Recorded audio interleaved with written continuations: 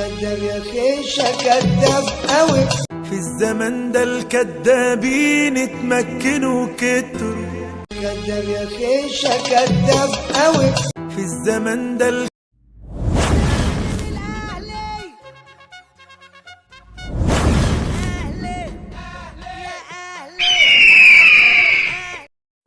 السلام عليكم ورحمة الله وبركاته.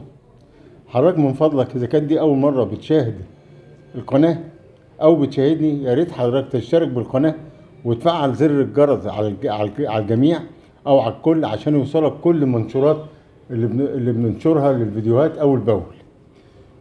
ومن فضل حضرتك فضلا وليس أمرا تعمل لايك للفيديو ده عشان يوصل لكل المشتركين. على بركة الله نبدأ الفيديو. الفيديو ده مهم لاننا بنرد فيه على اكذوبه صنعها المنافس. يعني هو صنعها المنافس علشان يعني ايه؟ قال يتساوى مع ما يطلقه البعض على نجوم فريق في الاهلي. يعني ليه انت يبقى عندك اسطوره وهم ما عندهمش اسطوره؟ زي عمليه نادي القرن كده ونادي الكرن الحقيقي. زي نادي الوطنيه والكرامه، قال لك احنا نادي الوطنيه، قال لك احنا نادي الخمارات. قال لك الملاعب ديت والمباني دي كان بينشرب فيها خمره، الرموز كانت بتشرب فيها خمره. تقول له احنا عندنا رجاله، يقول لك احنا عندنا رجاله بتشرب مخدرات وبتوع نسوان. المهم احنا النهارده في اكذوبه وليس لها علاقه بالشخص اللي بنتكلم عليه، هي مرتبطه بشخص. الاكذوبه مرتبطه بشخص، ولكن احنا مش بنتكلم على الشخص نفسه، احنا بنتكلم على تصرفات لاعب في ملعب، مش على شخص معين، ولكن احنا بننتقد اكذوبه اتقالت على لاعب ان هو الاسطوره. مين هو الاسطوره؟ انا بمناسبه عيد ميلاد شيكابالا اللي بيوافق 5 مارس، كل الصفحات تقريبا الزملكاويه طلعوا يقول لك السحر والمتعه والعذاب والاهات. انت مين؟ انت يا اسطوره عملت ايه؟ انت انجازاتك ايه؟ انت مين؟ انت مين على المستوى المحلي؟ انت مين على المستوى الافريقي؟ انت مين على المستوى العربي؟ انت مين على المستوى الدولي؟ انت مين في دول؟ انت انجازاتك ايه؟ اهدافك ايه؟ بطولاتك ايه مع المنتخب القومي؟ بطولاتك ايه وعدد الدقائق اللي انت ساهمت بيها في دوري افريقيا في ال4 بطولات اللي انت خدتهم من سنة 2000 لحد دلوقتي؟ انت انجازاتك ايه؟ انت كل اللي شهرك الايحاءات اللي انت بتعملها للنادي الاهلي، والجمهور لازم يديلك على دماغك لانك انت لا تحترم جمهور النادي الاهلي. ما انت كان عندك طه بصري يا راجل، من انظف الناس واحلى الشخصيات واطيب الشخصيات اللي خلقها ربنا في العالم. ما انت عندك عبد الشافي اللي كلنا بنتغنى بعبد الشافي. اشمعنى انت؟ عشان انت قلبا وقالبا ما انت سوي مع نفسك، لكن عشان يقولوا عليك الاسطوره احنا مش هنرد عليك. احنا كاهلاويه مش هنرد عليك. احنا هنجيب ريعو لاعب نادي الاتحاد السابق اللي حب ينضم وخلص ورقه في نادي الزمالك، وانت رفضت وضغطت على ممدوح عباس ان ريعو ما يجيش النادي علشان ريعو رفض يديك 50,000 جنيه من تحت الترابيزه لك. هنسمعه ونسمع الناقد الرياضي والمحلل الرياضي خالد طلعت. الناقد الرياضي خالد طلعت ده زملكاوي واحنا ما جبناش حاجه من عندنا. هنخليه يقول للناس كلها من هو الاسطوره وبطولاته وعدد الدقايق اللي لعبها، وبعدين هنسيب الحكم كله للجمهور. نسمع الاول ريعو لاعب نادي الاتحاد السكندري السابق قال ايه. معانا النهارده كان محمد شيحه موجود هنا. محمد شيحه جه عرض عليا وانا عندي 18 سنه الاهلي والزمالك والاسماعيلي وانبي. تمام. انا اخترت الزمالك ومضيت في الزمالك في وقت ممدوح عباس. صح؟ مضيت في الزمالك. وفي لعيب كبير في نادي الزمالك بيلعب لغايه دلوقتي، ما ينفعش اتكلم واقول اسمه يعني وقت. قال لي مش تخش النادي. ليه؟ كان عايز يدفعني 50,000 جنيه. اللعيب؟ والله كان عايز يدفعك 50,000 جنيه عشان يوافق ان انت تدخل النادي؟ وكان على فكره من هو صغير بيتحكم في النادي. لا ثانيه دي قصه بقى. لعيب كان بيلعب في وقت ده 2009 او 2010. لعيب كان بيلعب وبيلعب لغايه دلوقتي. وبيلعب لغايه دلوقتي؟ ما هو مفيش غير واحد. لا خلاص بقى مفيش غير واحد. عشان نتكلم ونقول اسمه طبعا. طب ايه اللي حصل؟ احكي لي من غير ما تقول اسمه. طبعا كنت في الوقت دوت كنت حابب ان انا العب للزمالك. ومضيت فعلا في الزمالك. كنت طبعا هو كان معايا في المنتخب الاولمبي. وجينا واحنا في المنتخب الاولمبي كنا بنتكلم مع بعض في الاتوبيس. انت وهو؟ وكان بيتكلم معايا قال لي مش تخش النادي.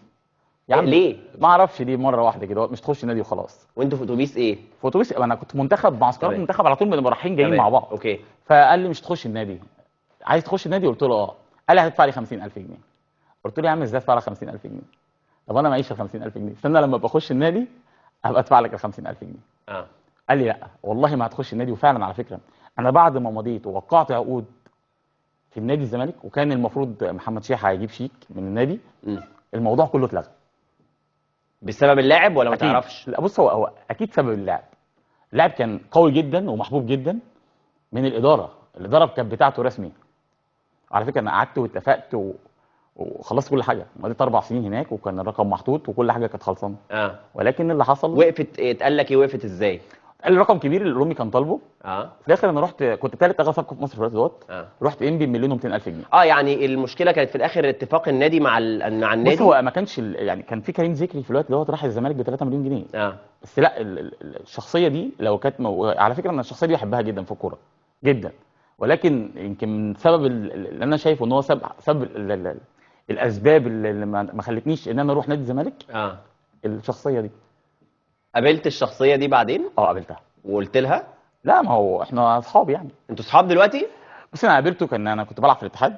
ونزل لي اكتر من مره. كان بينزل يقعد معايا عادي وما فيش اي مشكله يعني خلاص. وقابلته مره في افتتاح كان بتاع جنش كان عامل كافيه ورحت كنت قابلته هناك وسلمت عليه. هو اللي جه سلم عليا بصراحه. هو جاب السيره على فكره. قال لك ايه؟ قال لي كنت دفعت ال 50,000 جنيه. ما تهزرش بقى. والله العظيم هو فاكر على فكره.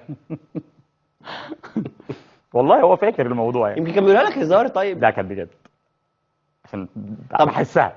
بتحسها. طبعا. طيب ودلوقتي يلا نسمع مع بعض الناقد الرياضي خالد طلعت نشوف بيقول ايه.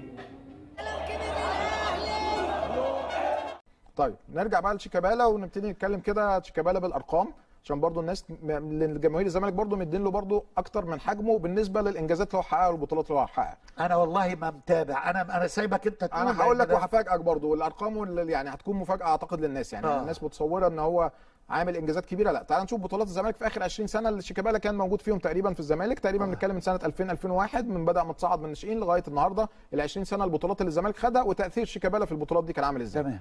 اول بطوله الدوري الممتاز 2000 2001 شيكابالا ما شاركش فيها ولا ثانيه. كان لسه متصعد من فريق الشباب للفريق الاول ما لعبش مع الزمالك في البطوله دي. الدوري الممتاز 2002 2003 الموسم كله بالكامل يا كابتن مجدي لعب 253 دقيقه ما سجلش فيهم ولا هدف وصنع هدف وحيد على مدار الموسم. الدوري الممتاز اللي بعديه 2003 2004 كان شيكابالا موجود الموسم بالكامل لعب فيه 142 دقيقه ما سجلش ولا هدف وصنع هدفين في الموسم بالكامل. الدوري الممتاز 2014 2015 اللي هو كان من 6 سنين شيكابالا كان خارج قائمه الزمالك في الموسم ده بالكامل وكان محترف بره مصر. الدوري الحالي 2020 2021 على مدار الموسم شيكابالا شارك 1232 دقيقه وده يعتبر رقم كبير ان هو شارك عدد دقائق كبيره. طيب شيكابالا عمل ايه في الموسم ده يا كابتن مجدي؟ سجل هدف وحيد في الماتش اللي الاهلي خسروا من النادي الزمالك خسروا من النادي الاهلي 2-1. ده الهدف الوحيد اللي شيكابالا سجله في ال 34 مباراه وصنع 3 اهداف على مدار الموسم بالكامل و3 اهداف كانت يمكن ده اللي هو الدوري اللي احنا فيه ده. هدف وحيد سجله في النادي الاهلي والزمالك خسر المباراه دي يعني ال3 نقط ما خدهمش الزمالك وصنع 3 اهداف وال3 اهداف كانوا غير مؤثرين وفي مباريات يمكن كانت سهله والزمالك كسبها سكور يعني. امال الاهداف بتاعت شيكابالا اللي احنا بنتفرج عليها على اليوتيوب دي فين وديتها فين؟ اهداف شيكابالا في السنوات الزمالك ما خدش فيها بطولات. ما انا بتكلم تاثيره في البطولات، يعني انت بتجيب اجوال في مواسم الزمالك ما خدش بطولات. انا بتكلم الزمالك لما الزمالك بياخد بطوله تاثير شيكابالا فيها ايه؟ مفيش. لما بياخد البطوله بالزبط. انما ما جبتش. طب ما كان المفروض برضه تديله حقه وتجيب ايه، وتجيب عدد الاهداف اللي جابها في الدوري. هو الميزه في الاهداف ايه يا كابتن مجدي؟ انها تكون يعني عمل معلش يعني بس احنا يعني برضه ايه، احنا كجمهور بنتكيف لما نتفرج على جون حلو. انا بتكلم بالارقام، على جون حلو، على شوطه حلوه، على فاول حلو اتحط. هو عمل ده بس في الاخر ساهم في. طب انت عندك احصائيه جاب كام هدف في الدوري المصري من ساعه ما لعب لحد دلوقتي؟ جاب 50 تقريبا، 50 بس؟ والله. ياه والله مش كتير. كان 50 تقريبا 49 في الحدود دي يعني. ده عبد الله جايب اكتر من عبد الله جايب 115. الله. والله. فخلينا بس نكمل البطولات عشان برضو ايه ان الاهداف تكون تاثير في البطولات. ماشي. كده خلصنا ال5 بطولات دوري اللي الزمالك خدهم في ال20 سنه اللي فاتت. نخش على كاس السوبر المصري اللي هي برضو بطوله مهمه من الزمالك. الزمالك خد كاس السوبر المصري في اخر 20 سنه 4 مرات. 2001 شيكابالا ما كانش موجود في القايمه. 2002 شيكابالا ما كانش موجود في قائمه الماتش. 2017 شيكابالا ما كانش موجود في قائمه الماتش. 2020 الاخيره شيكابالا لعب اخر 6 دقائق والمباراه انتهت تعادل، وحتى في ركلات الترجيح ما شاطش ضربه ترجيح. فبالتالي الاربع بطولات السوبر المصري شيكابالا ما كانش مؤثر فيهم باي اتجاه. هو الزمالك خد كام بطوله سوبر؟ 4. شيكابالا ما اثرش في ولا واحده منهم، يعني لعب في ال4 بطولات سوبر لعب 6 دقائق بس. نخش على بطولات افريقيا في اخر 20 سنه. الزمالك خد 5 بطولات افريقيا يا كابتن مجدي في اخر 20 سنه. 2000 كاس افريقيا ابطال الكؤوس شيكابالا خارج القائمه تماما. 2002 دوري ابطال افريقيا شيكابالا خارج القائمه، يعني فين؟ راح فين؟ ما كانش 2000 ما كانش لسه اتصعد، ما اتحطش في القائمه الافريقيه، كان لسه متصعد فريق اول وما اتحطش في القائمه الافريقيه. تمام. 2002 اتحط في القائمه بس ما شاركش ولا ثانيه على مدار البطوله بالكامل، ما نزلش ولا ثانيه في الملعب. ال 2002 اللي هي الزمالك خدها دوري ابطال افريقيا على حساب الرجاء المغربي. تمام. كاس كونفدراليه 2019 كان خارج القائمه لانه كان محترف في الوقت ده، كان بره الزمالك. هي برضو في لوغاريتم كبير يا كابتن مجدي بيحصل، كل ما بيحترف الزمالك بياخد بطولات، اما بيخرج بره الزمالك سواء احتراف او كده يروح. يعني دي اول مره يبقى موجود في الزمالك واخد بطوله تقريبا ان هو بيشارك في البطوله من اولها لاخرها. ورغم كده بقول لك حتى ما كانش ليه تاثير يعني مباشر على البطوله باهداف او بصناعه اهداف. يبقى كاس الكونفدراليه 2019 كان بره القائمه كمحترف. كاس السوبر الافريقي 2003 لعب اخر 12 دقيقة. يعني الموسم دوت شيكابالا جاب جونين؟ يعني الحالي جون واحد بس.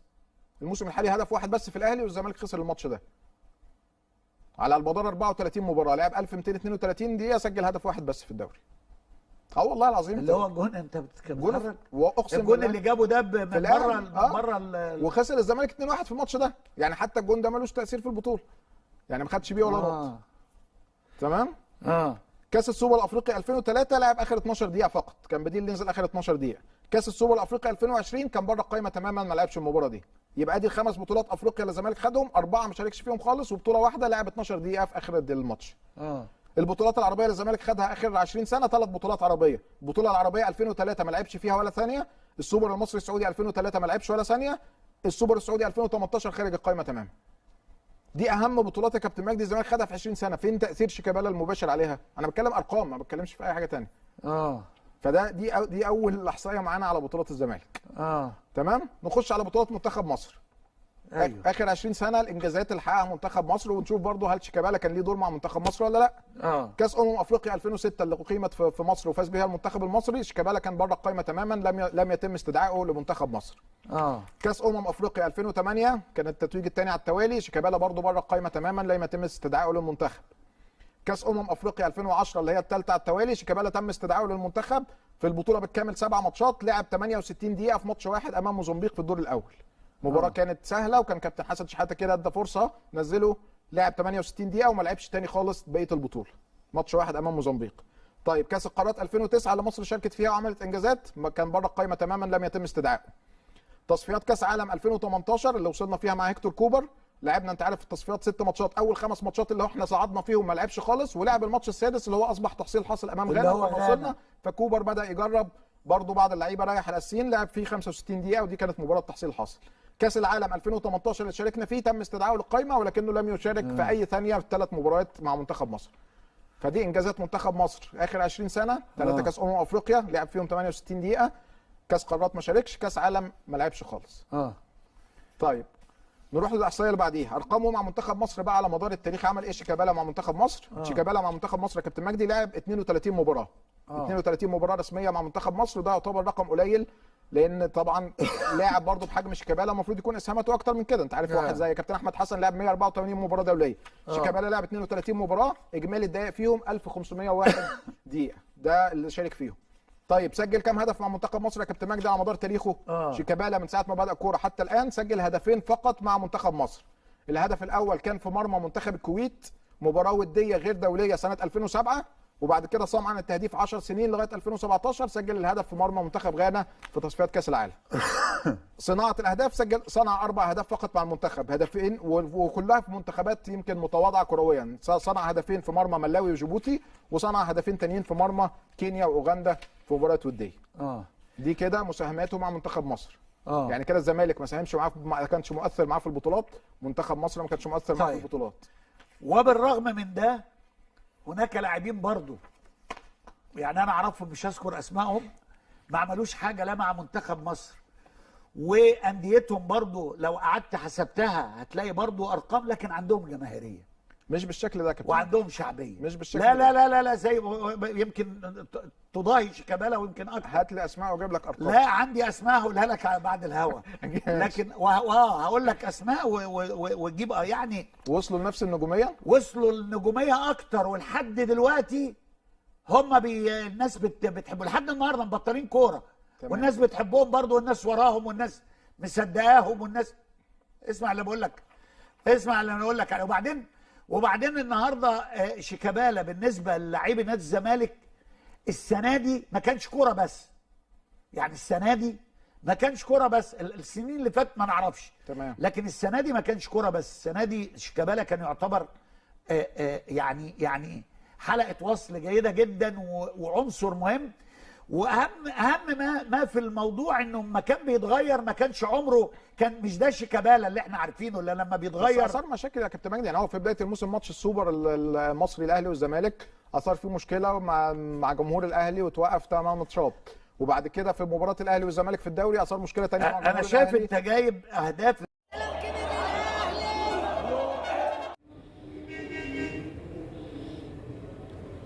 واخيرا حضرتك دلوقتي انت ايه رايك؟ يا ريت حضرتك تقول لي رايك، هل هو ده الاسطوره فعلا؟ هل هو ده الاسطوره؟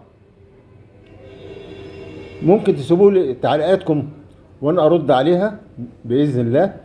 وفضلا وليس امرا اذا ما كنتش اشتركت بالقناه تشترك بالقناه وتفعل زر الجرس وتعمل لايك للفيديو عشان يوصل لكل المشتركين. وشكرا. السلام عليكم ورحمه الله وبركاته.